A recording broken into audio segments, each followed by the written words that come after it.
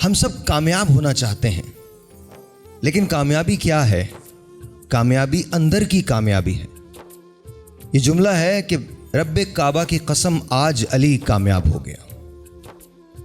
हज़रत अली की जंग किससे थी? किसी से भी नहीं, अपने नफ्स से थी। और क्या दिखाया, क्या बताया कि तुम वो करो जो सही है, कभी भी वो मत करो जो तुम्हारे लिए सही है, क्योंकि जो सही है बस वही सही है, उसके अलावा कोई और हकीकत नहीं है।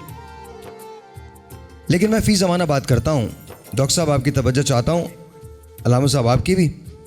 मैं बहुत अरसे से रेडियो टेलीविज़न करता हूँ। अगर आपको मेरे शोज़ याद हो तो मैंने कहा था अगली जंग पानी पे है, ये पानी पे जंग होगी। पनामा कनाल उसका मसला बनेगा, पानी पे जंग होगी। अभी दो मुल्कों का इल्हाक होना बाकी है, रशिया और चाइना, इसका इल्हाक होगा। उनके साथ ईरान का मिलना बाकी है। ये प्रेडिक्शंस नहीं कर रहा हूं मैं, शऊर बता रहा हूं आपको कि ऐसा होना बाकी है। अभी यूरोप में एक मुस्लिम रियासत का कयाम होगा। लेकिन बात यहां पर मैंने ये क्यों जोड़ा, आज से क्यों जोड़ा?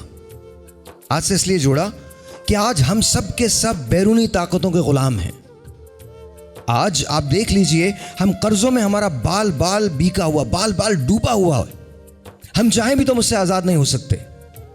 इमेजिन करें कि जो लोग कशकोल लिए घूमते हों, क्या वो अपनी शराइत पे बात कर सकते हैं? वो अपनी शराइत पे बात नहीं कर सकते।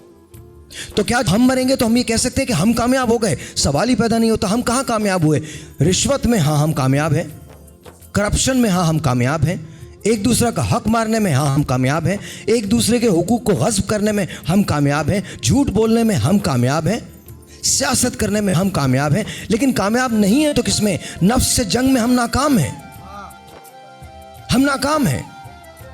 हमारे लिए ये जो हम ट्रांसमिशंस करते हैं ये बड़ी अहमियत रखती हैं, क्योंकि कुछ देर के लिए हम सब बड़े मुतासिर होते हैं।